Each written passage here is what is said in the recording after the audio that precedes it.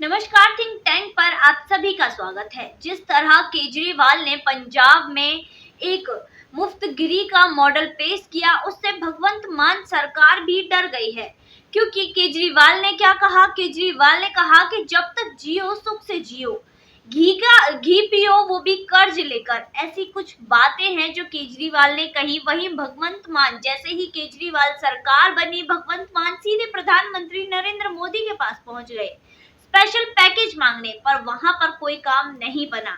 फिर भगवंत मान ने अपने एक मंत्री को भेजा प्रधानमंत्री नरेंद्र मोदी जी के मंत्री के पास मिलने के लिए, पर वहां पर भी कोई काम नहीं बना। दरअसल आपको बता दूं कि 16 तारीख को पीएम मोदी ने बुंदेलखंड में एक सभा को सुशोभित किया, जहां पर उन्होंने कहा कि एक रेवड़ी की बात की। उन्होंने अपने भाषण में कहा कि जो लोग मुफ्त की रेवड़ी बांटकर वोट खरीद लेते हैं वो बहुत ही घातक होते हैं, तो मुफ्त की रेवड़ी के पीछे नहीं मत जाइए, क्योंकि ये मुफ्त की रेवड़ी बांटने वाले आपका वोट तो ले लेंगे, पर कोई भी नया एक्सप्रेसवे या फिर एयरपोर्ट्स या फिर आपके विकास में कुछ नहीं लगाएंगे। अब यहाँ पर पीएम मोदी ने किसी का भी नाम नहीं लिया, किसी के भी बारे में नहीं कहा कि वो इसके बारे में कह रहे हैं।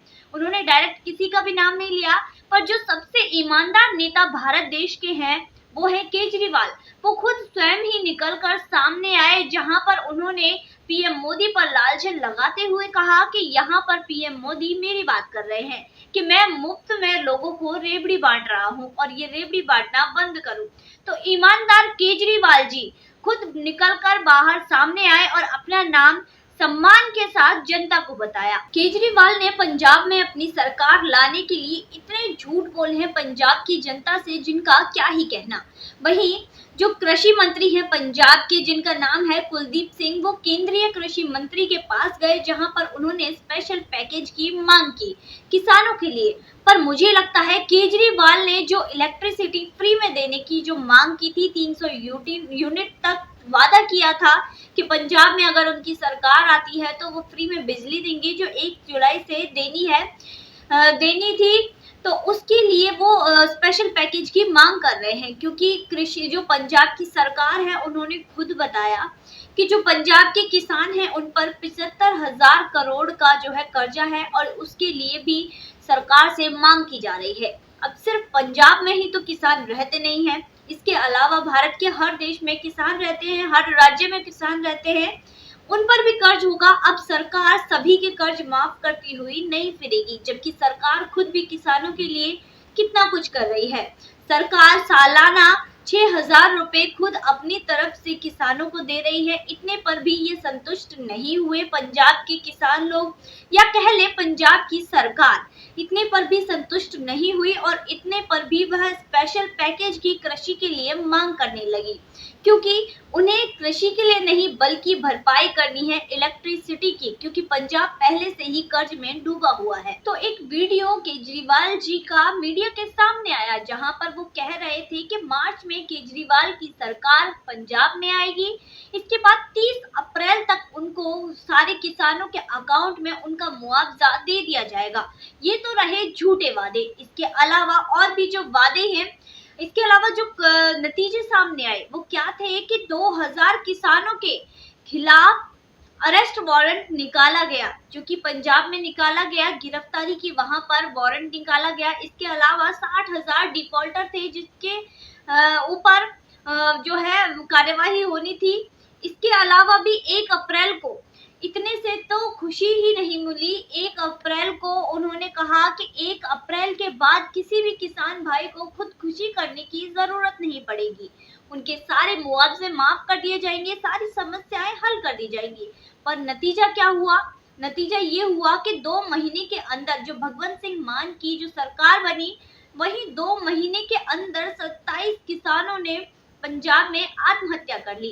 अब मैं केजरीवाल जी से ये पूछना चाहूंगी कि क्या आप किसी भी किसान के घर पर गए उनके परिवार वालों से हालचाल मांगने या कारण पूछने की किस कारण से उनके जो परिवार का सदस्य है उसने आत्महत्या की?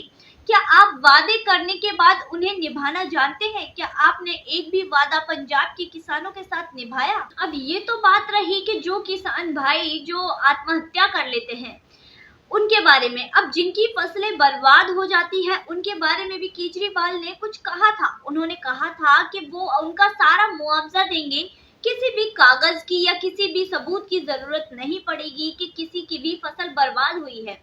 पर ये झूठे वादे करके वो मुकर जाना बखूबी जानते हैं। इसके अलावा जो उन्होंने सरकार बनते ही क्या मांग की, जो उनके कृषि मंत्री हैं वो जो केंद्रीय कृषि मंत्री हैं उनसे मांग करते हैं कि हमें मुआवजा चाहिए।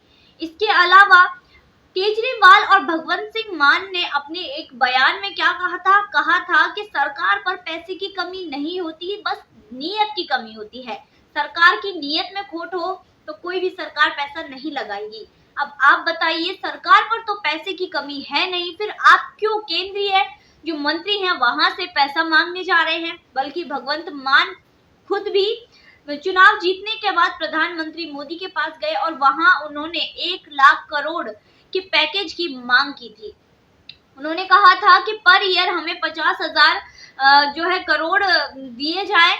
इसके अलावा उन्होंने 2 साल की ये मांग रखी थी, पर पंजाब में जितना भी कर्जा वर्जा लगाकर जितनी भी अमाउंट बनता है वो 1 लाख करोड़ का ही है और इतना ही पैसे के मुआवजे की बात उन्होंने सरकार से की। अब वादे तुम करो, झूठे वादे तुम करो, खाओ तुम, नीयत में खोट तुम्हारी, तो हर्जाना सरकार क्यों भुगते, हर्जाना केंद्रीय सरकार क्यों भुगते? इसी बात के चलते केजरीवाल ने एक करारा जवाब अपने मुंह पर लिया, क्योंकि सरकार ने यह पैकेज नहीं दिया। अब जो इन दिनों केजरीवाल की छवि बनी हुई है वो बनी हुई है एक जिद्दी बच्चे की। जैसे कोई जिद्दी बच्चा जिद करता है मुझे ये टॉय चाहिए, ये टॉय चाहिए, वैसे ही केजरीवाल जिद लगा रखे हैं कि उन्हें सिंगापुर जाना है। सिंगापुर क्यों जाना है? वर्ल्ड सिटी के जो सम्मेलन होने वाला है उसमें उन्हें भारत को रिप्रेजेंट करना है। पर ये कह भी कौन रहा है भारत को रिप्रेजेंट करेंगे? केजरीवाल। इसके अलावा सिंगापुर के साथ केजरीवाल के संबंध बताएं तो कोरोना महामारी में केजरीवाल ने सिंगापुर का नाम लेते हुए एक ट्वीट किया, एक खबर सामने आई जहां पर उन्होंने सिंगापुर का नाम लेते हुए कहा कि यहाँ की सारी फ्लाइटें रद्द की जाए, क्योंकि सिंगापुर जो स्टेन है उससे भारत को खतरा है। जिसके बाद नतीजा ये हुआ, सिंगापुर नाराज हो गया। ये दो देशों के बीच एक खटास पैदा हो गई, जिसमें खटास का नतीजा ये हुआ कि भारत के जो विदेश मंत्री हैं उन्होंने इस मामले में उन्हें बीच में आना पड़ा, क्योंकि ये दो देशों का मामला बन चुका था। तो अब जो अपने बयान से सिंगापुर और भारत का उन्होंने रिश्ता खराब किया, उसके बाद भी उन्हें भारत को रिप्रेजेंट करने सिंगापुर जाना है। हम केजरीवाल के लिए बस यही कह सकते हैं कि भ्रष्टाचार में लिपटा हुआ उनका ईमानदारी का घड़ा अब भर चुका है। ये सभी जानते थे कि यह घड़ा भरेगा, पर इतनी जल्दी भरेगा ये कोई नहीं जानता था। तो आज की वीडियो में बस इतना ही, फिर मुलाकात होगी नई वीडियो नए विषय के साथ। देखते रहिए थिंक टैंक।